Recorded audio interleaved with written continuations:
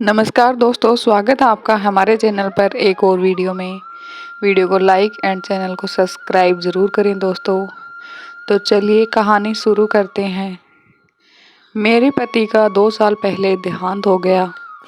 उनके देहांत के बाद मैं अपने इकलौते बेटे के यहाँ रहती थी। तब से मेरी बहू का एक अलग ही रूप मुझे देखने को मिला, साथ ही बेटे का भी। दोनों के मन में क्या है मैं अच्छे से जानती हूँ। वो चाहते हैं कि मैं वृद्धाश्रम चली जाऊं। उनके जाने के बाद मुझे यह सब देखना और सुनना पड़ेगा, इसका मुझे बिल्कुल भी अंदाज़ा नहीं था। पर मैं मन मारकर अपने बेटे और बहू की बातें सुनकर भी यहाँ रहती हूँ, क्योंकि मुझे मेरे पोते और पोती दिखाई देते हैं। उनकी झलक पाकर मुझे सुकून मिलता है। मैं अपने ही बच्चों पर बोझ बन जाऊंगी, ऐसा मैंने सपने में भी नहीं सोचा। मेरी बहू को कोई दिक्कत नहीं हो, इसलिए मैं घर के बाहर रहती हूँ। बेटे ने थोड़ी मेहरबानी की है तो ऊपर टिन की चादर लगवा दी है। समय समय पर थोड़ा राशन दे देता है तो मैं अपना बनाकर खा लेती हूँ। मैंने अपने बेटे को कह दिया कि मेरी वजह से उन दोनों को कोई प्रॉब्लम नहीं होगी, बस मुझे यही रहने दे, इसी घर में मुझे मर जाने दे। मैं बस यही चाहती हूँ। मैं अपने आप को खुशकिस्मत समझती हूँ कि मेरे बेटे और बहू कम से कम मेरे लिए इतना तो कर रहे हैं। मेरा बेटा सुबह 9 बजे नौकरी जाता है और बच्चे भी उसी समय स्कूल जाते हैं। फिर शाम को 6 बजे मेरा बेटा वापस आता है और 3 बजे मेरे पोता पोती आते हैं। उन्हें आते जाते निकलते देख मुझे बड़ा सुकून मिलता है। मेरे पति के दोस्त थे, उनकी पत्नी का भी स्वर्गवास हो गया। उस समय पर वो हमारे घर पर आया करते थे। उनसे हमारे अच्छे रिश्ते थे।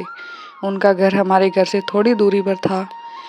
पैरों में समस्या हो गई थी, ठीक से चल भी नहीं पाते थे। वो बड़े दिनों बाद हमारे घर आए। मुझे उन्हें देखकर अच्छा लगा। उनका हाल भी मेरी तरह ही था।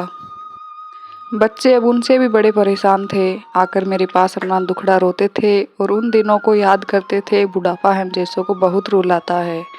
उनकी पत्नी का स्वर्गवास हो गया था और उन्हें चलने उठने की समस्या थी, इसलिए वो तो अपना खाना भी नहीं बना पाते थे। मेरे पास आए तो मैं समझ गई कि यह इतनी मुसीबत में चलकर पुराने दोस्तों के यहाँ चाय और खाने की चाह में ही जाते होंगे।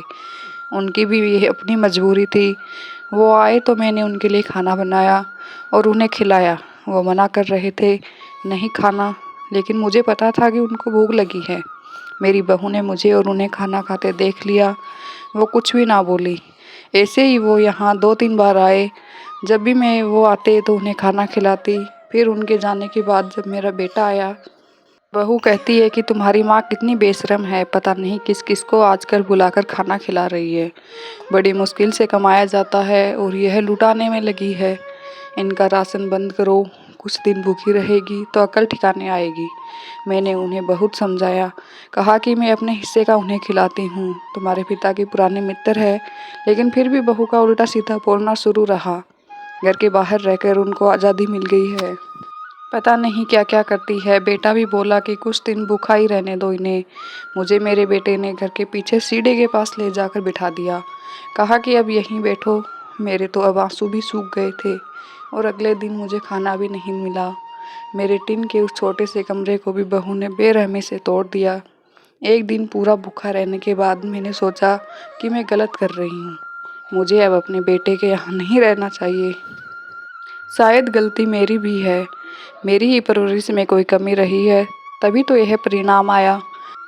अगली सुबह मैंने अपने बेटे को कहा कि मुझे वृद्धाश्रम छोड़ा, अब मैं तुम दोनों को ज़्यादा परेशान नहीं करना चाहती। बहू ने कहा कि एक दिन भूखी रही तो अकल ठिकाने आ गई ना। बेटे के चेहरे पर भी अजीब सी खुशी थी। जल्दी से तैयार हो गया मुझे छोड़ने के लिए। बहू कह रही थी कि आज की छुट्टी ले लो और इन्हें बहुत दूर छोड़कर आना है, यहीं आसपास मत छोड़ आना, कहीं 3 दिन में वापस आ जाए। मैंने अपनी बहू से कहा कि बेटी चिंता मत कर, मैं अब नहीं आऊँगी। मैंने अपने पोता पोती को गले लगाया। मुझे पता था कि अब कभी मिलना नहीं हो पाएगा।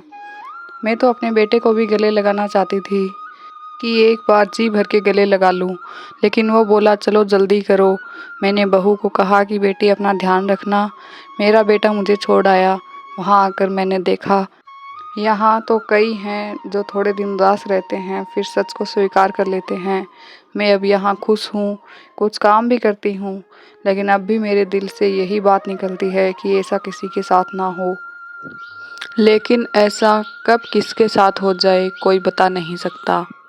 लेकिन माँ बाप को ऐसे समय के लिए भी तैयार रहना चाहिए। बस बच्चों को पाल कर बड़ा कर दो, उनसे कुछ उम्मीद मत रखो। आज हमारे बेटे बहू ने हमारे साथ किया है, कल कल को उनके बेटे बहू भी उनके साथ यही करेंगे।